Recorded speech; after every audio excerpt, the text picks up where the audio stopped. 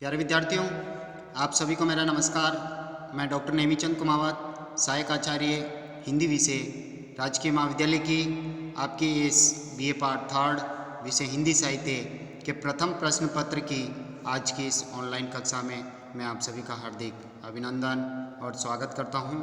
प्यारे विद्यार्थियों, आपके इस प्रथम प्रश्न पत्र में एक पाठ्य पुस्तक लगी हुई है जिसमें 10-11 कवियों की कविताएं संकलित हैं, जिसमें हमने आरंभिक 3 कवियों का अध्ययन कर लिया है, 3 कवियों की कविताओं का, जिसमें प्रथम कवि के रूप में अयोध्या सिंह उपाध्याय हरिऔध, दूसरे कवि के रूप में मैथिली शरण गुप्त, तीसरे कवि के रूप में जयशंकर प्रसाद और चौथे कवि के रूप में हमने सूर्यकांत त्रिपाठी निराला को पिछली हाल ही ऑनलाइन कक्षा में शुरू किया था, जिसमें हमने उनके कर्तृत्व और व्यक्तित्व पर 3 पृष्ठों की जो पाठ्य वस्तु थी पीडीएफ नोट्स, उसके ऊपर हमने एक ऑनलाइन कक्षा पढ़ी है और इनकी 2 कविताएं यहाँ आपके पाठ्यक्रम में संकलित हैं। पहली कविता है जागो फिर एक बार, प्रथम कविता, और एक दूसरी कविता है बादल राग। इन दोनों कविताओं का हम अध्ययन करेंगे। तो आज हम आरंभ करने जा रहे हैं जागो फिर एक बार, सूर्यकांत त्रिपाठी निराला जी की पहली कविता। जागो फिर एक बार, इसका भावार्थ ये है कि कवि भारतवासियों को जन जागरण का संदेश देना चाहते हैं, वो जन जागृति लाना चाहते हैं। काफ़ी समय से भारत जो है गुलामी की बेड़ियों में जकड़ा हुआ है, मातृभूमि एक तरह से विदेशियों के एकाधिकार में है, उन्होंने कब्जा कर रखा है।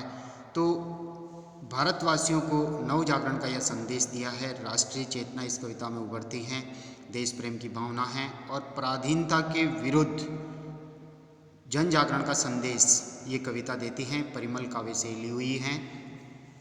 तो देखिए, यहाँ कवि जो है प्रकृति के माध्यम से भारतवासियों को जन जागरण का संदेश देना चाह रहे हैं। देखिए, जागो फिर एक बार, प्यारे जगाते हुए हारे सब तारे तुम्हें, अर्थात हे प्यारे भारतवासियों, हे देशवासियों, हे मेरे साथियों, रात्रि में तारे, सितारे, नक्षत्र चमक चमक करके तुम्हें जगाने का प्रयास कर रहे थे, लेकिन वे भी अब प्रातःकाल होने के कारण व्यस्त हो गए हैं, फिर भी तुम नहीं जाग पाए। अरुण पंख तरुण किरण खड़ी खोलती है द्वार, जागो फिर एक बार।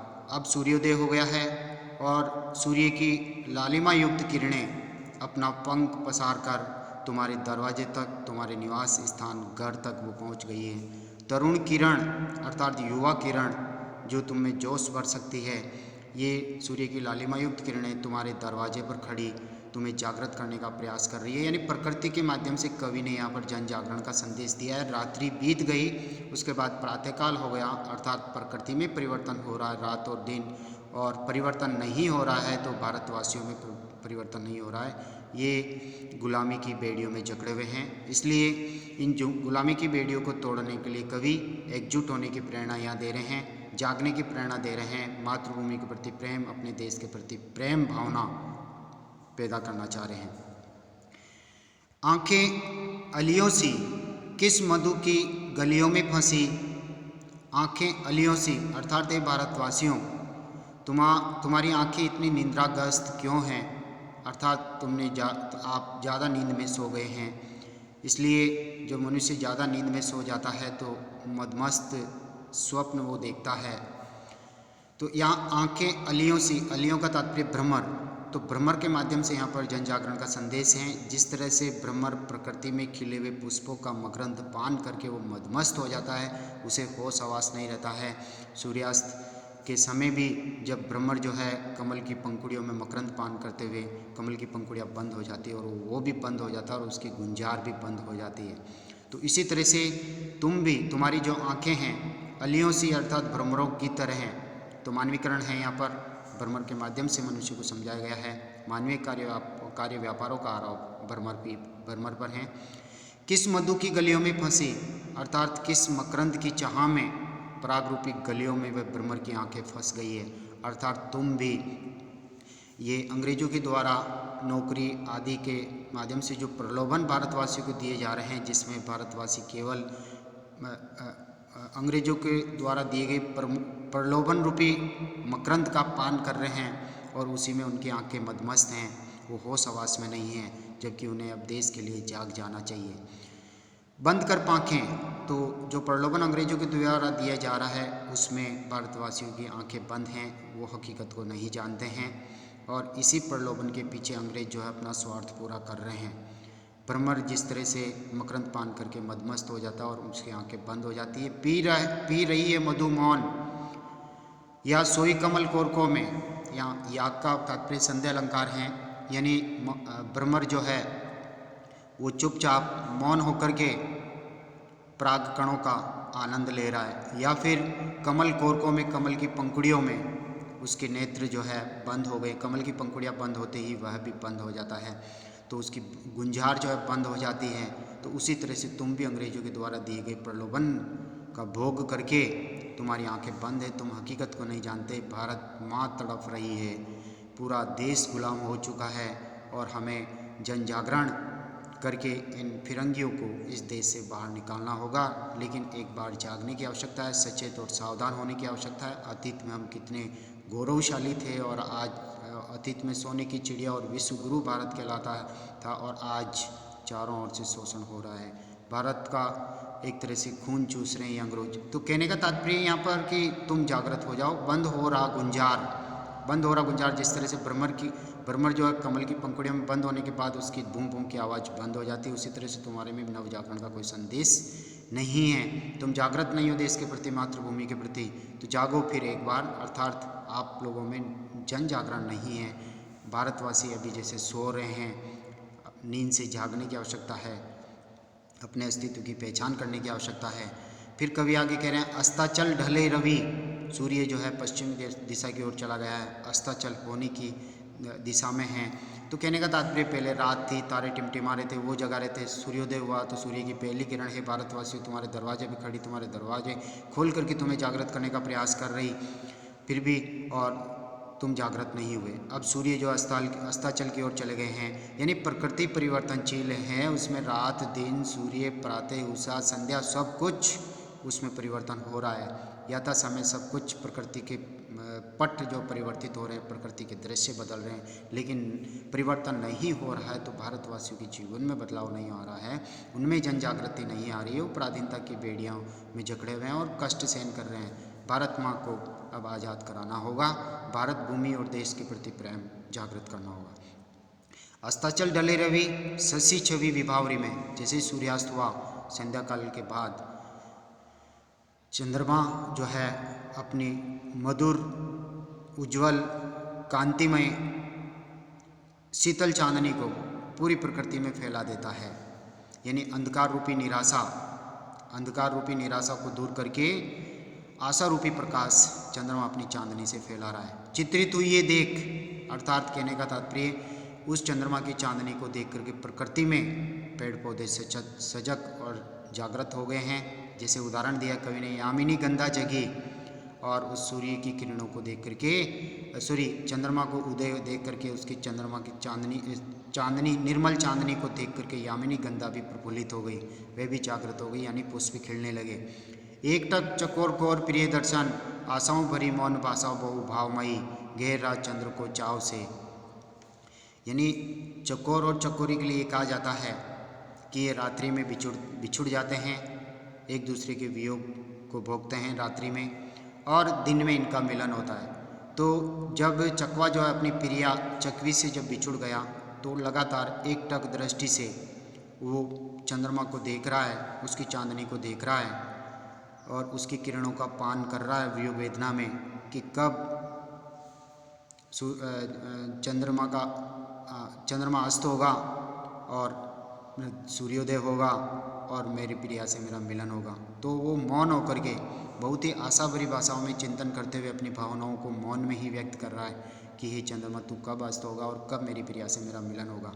गहरा चंद्र को चाव से, बड़े ही चाव से चंद्रमा की किरणों का वो भक्षण कर रहा है और बड़े प्यार से उसको घेर रहा है कि तू जितना जल्दी जाएगा उतना ही जल्दी मेरी प्रिया से मिलन होगा।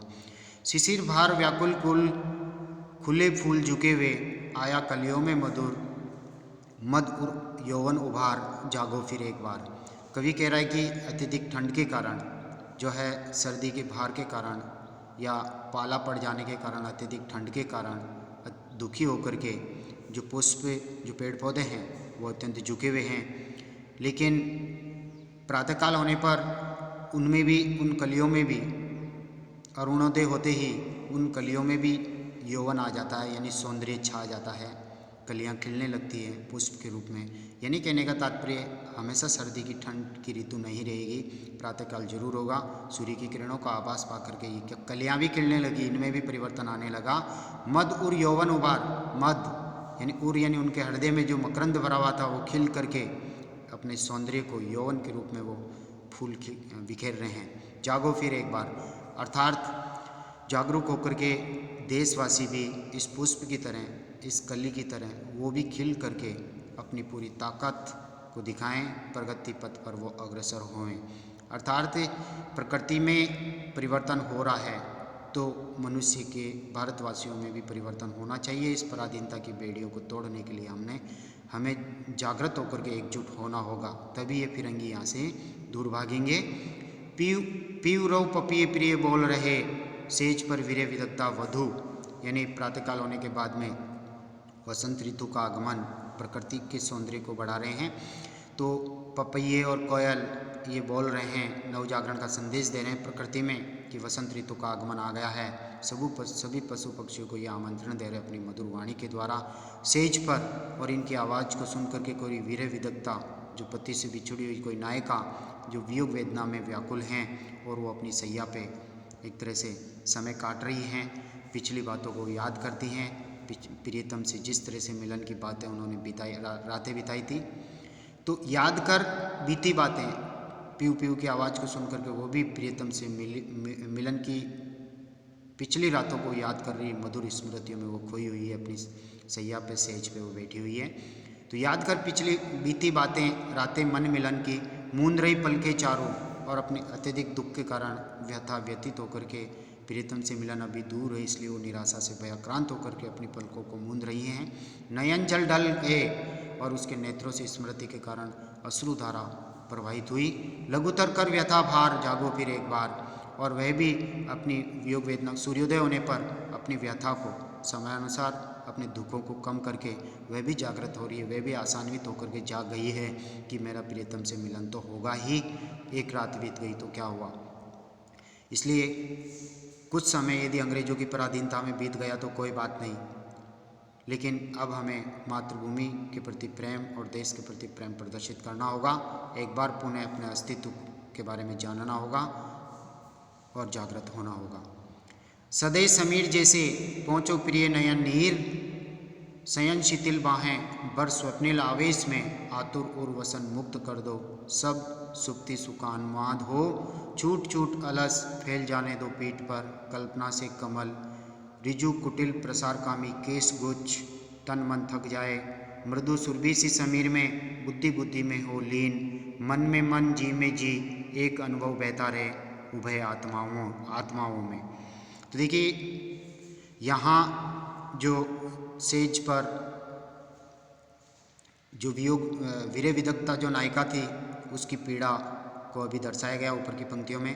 अब यहाँ है कवि जो है समीर यानी हवा का मानवीकरण करते हुए कह रही कि हवा अब प्रातःकाल हो गया है, तुम प्रवाहित हो जाओ, अत्यंत दयावान बन जाओ, उस वीर विदग्धा नायिका को संवेदना दो, उसका ढाढ़स बंधाओ, उसे संबल प्रदान करो ताकि वे आसान्वित होकर के अपने प्रिय से मिलन कर सकें। इसलिए हवा तुम मंद मंद गति से प्रवाहित हो जाओ ताकि उसके जो अश्रु जो टपक रहे थे वो उनके गालों पर बूंदे हैं अभी, तो हे हवा प्रवाहित होकर के उन बूंदों को सुखा दो। पहुँचो प्रिय अर्थात हे हवा उसके आंसू पहुँच दो उस प्रिया के, नयन नीर और नेत्रों के नीर से उसकी आंखें जो गीली है उसको तू प्रवाहित होकर के पहुँच दो। शयन शिथिल बाहें, सोने के कारण उसकी बाहें जो शिथिल हो गई है उसमें तुम ताजगी भर दो। भर स्वप्निल आवेश में, और हे हवा तू उसको ऐसे स्वप्नों में, मधुर स्वप्न दिखाओ उसको प्रिय मिलन का ताकि वो आसान्वित हो जाए। आतुर उर्वसन मुक्त कर दो, और हे हवा तो उसके पास जाकर के तेज गति से प्रवाहित होकर के उसके वक्ष स्थल पर जो वस्त्र है उसे हटा दो, उसे स्वच्छंद कर दो, प्रिय मिलन हेतु, प्रियतम से अभिसार या समागम हेतु उसे प्रस्तुत कर दो, उसे अत्यंत आशावान बना दो, सब सुप्ति सुकोनमा दो, और जो वह सोई सुसुप्ति यानी शिथिलता आलस्य जो उसका है, वो हे हवा तू ताजगी रूप में प्रवाहित होकर के सुखों में परिवर्तित कर दो, सुखोन्माद में परिवर्तित कर दो। छूट छूट अलस, जिससे हे हवा उसका आलस्य दूर हो जाएगा, वह आलस्य त्याग देगी। फैल जाने दो पीठ पर, और हे हवा तो इतनी गति से प्रवाहित हो कि उसके सिर के जो बाल हैं वो पीठ से फैल जाए। कल्पना से कोमल, कल्पना की तरह कोमल उसके बाल जो है वो एक तरह से रिजु कुटिल घुंघराले बाल, रिजु कुटिल घुंघराले बाल जो है प्रसार कामी अर्थात उन्मादकारी उन बालों को, केस गुच्छों को, उन जुल्फों को तुम फैल जाने दो। तन मन थक जाए मृदु सुरभि सी समीर में, अर्थात उसका तन मन सुगंधित हवा से थक जाए, इसलिए हे हवा तो अत्यंत सुगंधित होकर के इस पूरे वातावरण को श्वासित कर दे। बुद्धि बुद्धि बुद्धि बुद्धि में हो लीन, अर्थात कहने का तात्पर्य उसके लिए मिलन क्षण उपस्थित कर दो, उसकी बुद्धि बुद्धि में लीन हो जाए, अर्थात प्रिय की बुद्धि में लीन हो जाए, उसकी चिंतन मनन प्रिय के चिंतन मनन में एक अन्विति हो जाए। मन में मन जी में जी, अर्थात उसका प्रिय के मन से उसका मन मिला दो, उसका जी से जी मिला दो, हर दो दिलों का मुलाकात करा दो। हे हवा एक अनुभव बहता रहे उभय आत्माओं में, इन दोनों आत्माओं में वो तल्लीन होकर के परमानंद प्रेम के आनंद की अनुभूति करें, सुखानुभूति प्राप्त करें। कब से मैं रही पुकार, जागो फिर एक बार। यहाँ एक तरह से प्रकृति रूपी नायिका को हम ले सकते हैं, प्रकृति रूपी नायिका जो अपना दुख व्यक्त कर रही है, और दूसरा उपादान जो है हवा को यहाँ पर प्रिय बता करके कवि ने प्रकृति के माध्यम से जन जागरण का संदेश दिया है। तुम भी अब इन पराधीनता की बेड़ियों में जो बंधे हुए हो, अब इन दुखों को हटाने का समय आ गया है। हवा को कवि संबोधित करते कह रहे हैं कि तू इतनी ताजगी रूप में प्रवाहित हो जा, ताकि इस प्रकृति जो है, जो बेड़ियों में, यानी कहने का तात्पर्य भारत माता अंग्रेजों की बेड़ियों में जो जकड़ी हुई है, उसे तुम अब मुक्त कर दो, उसे स्वच्छंद कर दो। धरती माँ कब से पुकार रही है कि हे मेरे लाडलों, हे पुत्रों, तुम अब जाग जाओ और मुझे अंग्रेजों की इस पराधीनता से मुक्त कर दो, मुझे स्वच्छंद कर दो, मेरी पीड़ा को हटा दो, मुझे कष्टों से मुक्त कर दो। उगे अरुणाचल में रवि, आई भारती रति कवि कंठ में, पुनः सूर्योदय हुआ, और सूर्योदय होने से भारती यानी भारत माता रति अर्थात भारत माँ के प्रति प्रेम उमड़ा, और कविगण जो हैं उनके कंठ में भी मधुर मधुर देश प्रेम, राष्ट्रीय प्रेम के जागरण के जो है संदेश के उनके स्वर प्रस्फुटित होने लगे, अर्थात उनके कंठ में सरस्वती का समावेश हुआ। माँ सरस्वती उनके कंठों में विद्यमान होकर के राष्ट्रीयता के गीत गाने लगी। क्षण क्षण में परिवर्तित होते रहे प्रकृति पट, कवि यहाँ कह रहे हैं कि प्रकृति के जो दृश्य हैं, रात दिन प्रातः साय, तो ये प्रकृति के दृश्य, मनोरम दृश्य जो जागरण का संदेश दे रहे हैं, परिवर्तित होकर के कि समय परिवर्तनशील हैं, प्रकृति परिवर्तनशील है। मनुष्य तुम भी अब जाग जाओ, अभी पराधीनता में उलझे हुए हो, पराधीनता का दुख भोग रहे हो, तो आने वाला जो समय है वो स्वाधीनता का होगा।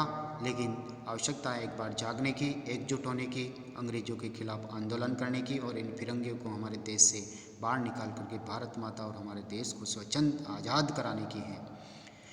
तो क्षण क्षण में परिवर्तित होते रहे प्रकृति पथ, गया दिन आई रात, अर्थात प्रकृति में परिवर्तन हो रहा है, कभी रात, और रात के बाद में पुनः दिन सूर्योदय होता है, पुनः सूर्यास्त होता है, पुनः रात्रि का आगमन, संध्या का समय, पुनः उषा काल, पुनः सूर्योदय। तो इसी तरह से गई रात, खुला दिन, एक ही संसार में बीते दिन, पक्ष मास, यानी इसी तरह से पराधीनता की बेड़ियां काटते काटते कितने दिन, कितने पखवाड़े और कितने महीने बीत गए, लेकिन हम जागृत नहीं हुए, हम भारत माँ को आज़ाद नहीं करा पाए।